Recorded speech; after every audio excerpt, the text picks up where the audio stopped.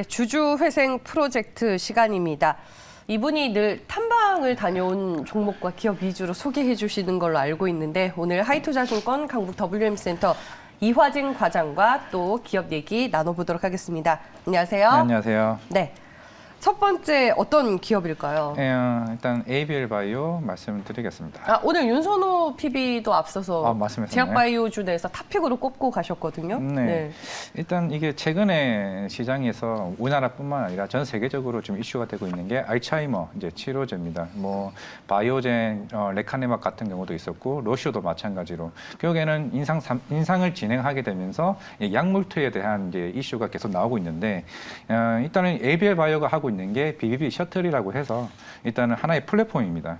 그러니까 바이오젠이나 로시오가 같은 회사들이 약물 투여를 해야 되는데 일반적으로 뇌혈관이 두껍기 때문에 이 뇌혈관을 뚫고 약물 투여를 하기 위해서는 일반적으로 이중 항체를 쓰는데 일반적으로 단일 항체 같은 경우는 분자 크기가 커서 못 들어가는데 이중 항체는 오히려 분자 크기가 작기 때문에 오히려 여기에 대한 효율성이 굉장히 크다라고 볼 수가 있습니다. 뭐 아직은 ABL 바이오에 대한 이런 IGF 원활 수용체가 지금까지 쓰이지는 않고 있지만은 전 세계적으로 쓰고 있는 게 뭐 디날리나 뭐 다인 테라퓨틱스 같은 회사들이 이런 BBB 셔틀을 하고 있는데 하지만 올해 이 ABL 바이오 관련돼서 관심을 가지고 있으셨던 분은 알고는 계시겠지만은 디날리나 다인 같은 경우는 올해 약물 임상 중단이나 이런 임상 보류가 되었기 때문에 오히려 따로 쓰고 이런 트랜스페닌을 쓰고 있는 이 회사들 같은 경우는 오히려 독성의 이슈가 계속 있었고 ABL 바이오 같은 경우는 오히려 여기 좀 자유로운 부분이 있었기 때문에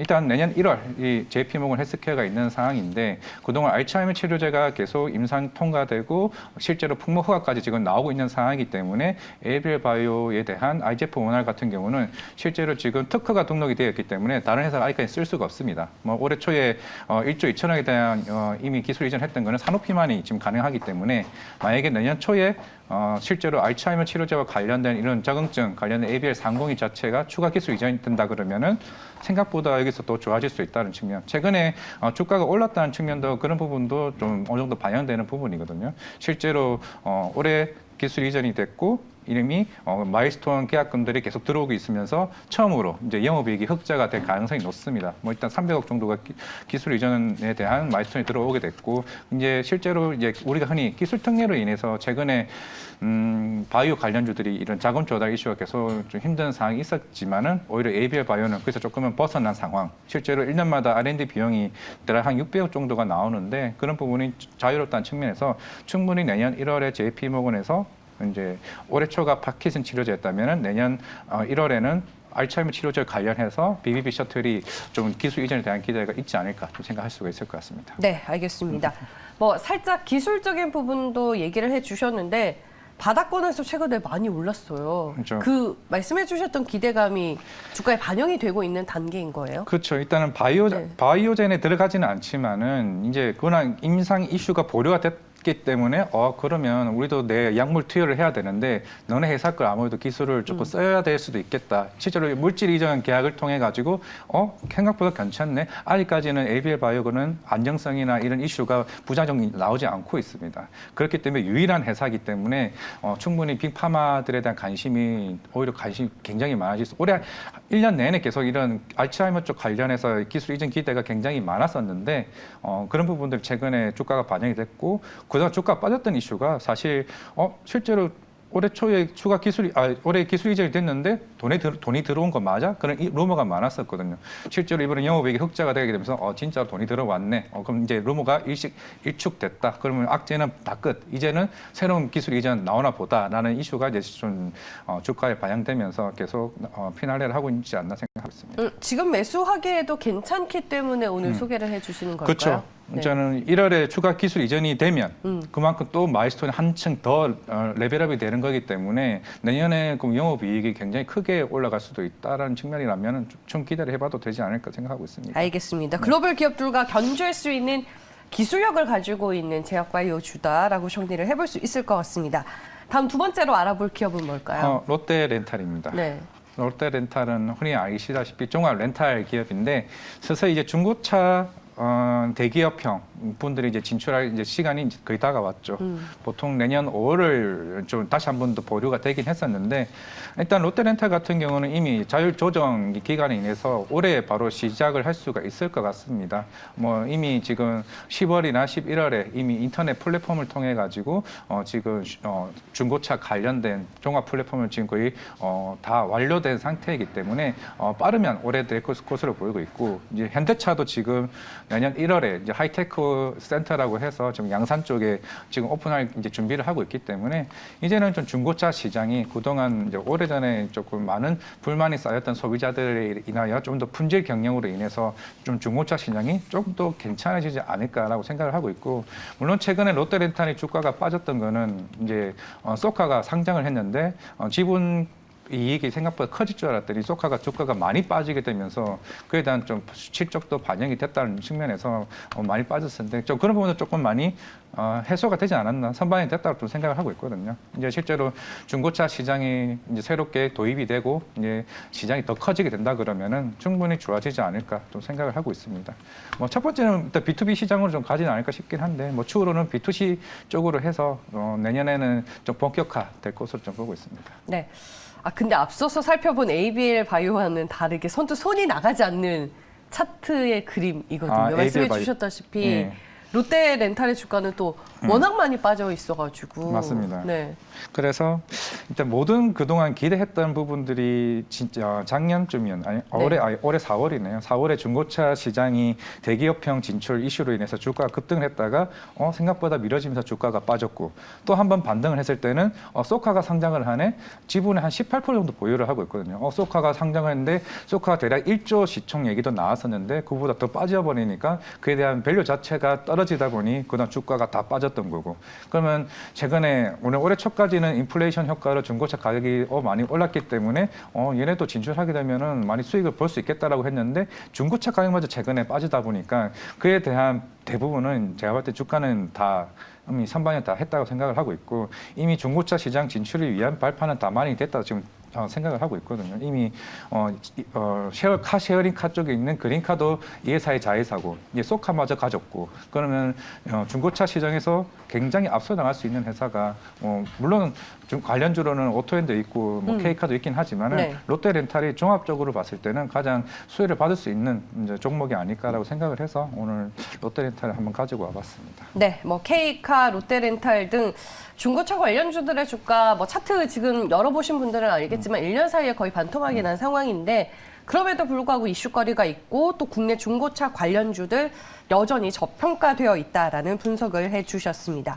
마지막 세 번째 기업 알아볼게요. 네, 세 번째는 이제 헬스케어 쪽으로 이제 이어플로 가지고 왔습니다.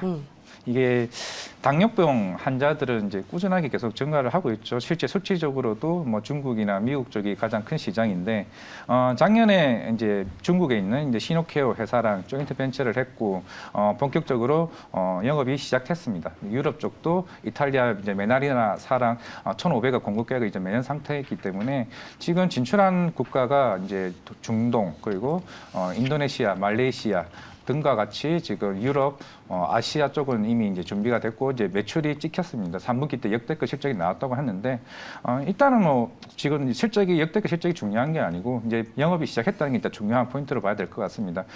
이 회사는 제가 뭐 탐방을 그래도 많이 갔다 오는 회사이고 주로 계속 꾸준하게 연락을 하고 있는데 네. 물론 올해 가이던스가 대략 매출 100억을 생각을 했었습니다. 근데 이게 조금 지연이 됐어요. 유럽 쪽도 영업이 좀 지연이 됐고 실제로 중국 쪽도 뭐 8월부터 시작을 한 걸로 알고 있는데 일단은 대부분의 국가들이 영업이 시작을 했기 때문에 내년에는 본격적으로 이어 패치, 이 당뇨 인슐린 분비하는 이게 몸에 붙이는 패치로 보면 될 것 같은데 그 부분이 내년부터 좀 본격적으로 나올 것 같아요. 이제 북미 쪽도 미국도 지금 FDA 이제 승인을 기다리고 있는데 뭐 FDA 승인이라고 해서 뭐 임상 뭐 그게 어려운 게 아니라 결국 미국 자체가 덩치 큰 분이 많아가지고 인슐린 펌프를 얼마만큼 용량을 많이 넣어야 되냐 안 넣어야 되냐 그 부분 때문에 지금 임상 준비를 하고 있는 거기 때문에 그것마저 된다. 그렇게 되면은 전 세계적으로 미국과 중국이 시장 규모가 당뇨병 환자가 굉장히 많기 때문에 굉장히 기대를 해볼 수 있다라고 한다면은 한 2025년은 대략 매출 1,000억을 지금 회사에서는 가이던스를 잡고 있습니다. 워낙 이제 작년까지 매출 한 30억 나왔던 회사가 이제 내년부터 100억 이상 나오고 3년 뒤에는 1000억까지 내다본다 그러면은 충분히 지금 주가라는 의미에서는 중장기적으로 보면은 큰 의미가 되지 않을까. 그러면은 굉장히 좋아질 수 있다라고 볼 수가 있을 것 같고요. 일단 우리나라의 좀 주요 이슈는 그겁니다. 건강보험 등재입니다. 이게 이업 패치가 3.5일마다 대학 쓰는데 한 48,000원 정도 됩니다.